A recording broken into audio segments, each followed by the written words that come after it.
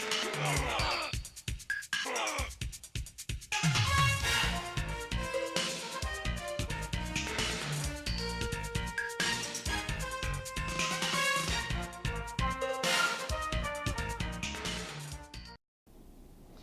this is State Senator Dale Ryder. Today is Wednesday, February 22nd, and this edition of the 2-Minute Drill is being brought to you again from my office here in the Capitol Complex.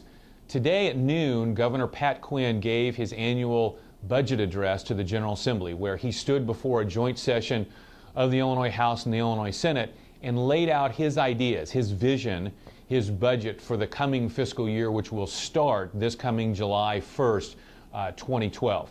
Now, much of what we heard the governor say was right on the mark.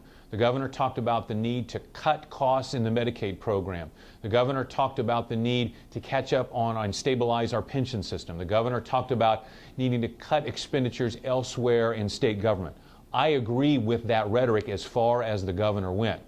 Unfortunately, when you go to the governor's budget book, which is the document that is actually his introduced budget, what you find, disappointingly, is that the governor is actually proposing to increase state spending above and beyond what the General Assembly authorized for expenditure last year by $550 million. The governor grants increases in his introduced budget in several areas. This is the wrong direction for this state.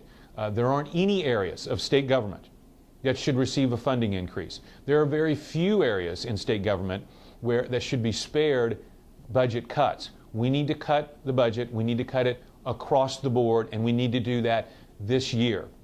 This state owes over $8.5 billion in a backlog of bills, and the only way to catch up to those providers and pay those bills is to begin spending less money than we're taking in and devoting some of that to that backlog of bills. That's what we need to do. Let's keep our eye on the ball here. The plan is, one, make sure the tax increase that's scheduled to sunset at the end of 2014 sunsets on time. Two, that we catch up on our backlog of bills when that time arrives. And three, we have a balanced budget at that time as well.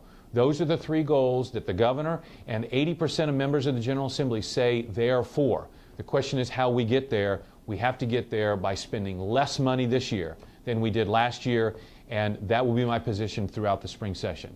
Thanks again for joining me for this edition of the 2-Minute Drill. We'll be back in a few days with yet another. Have a great evening.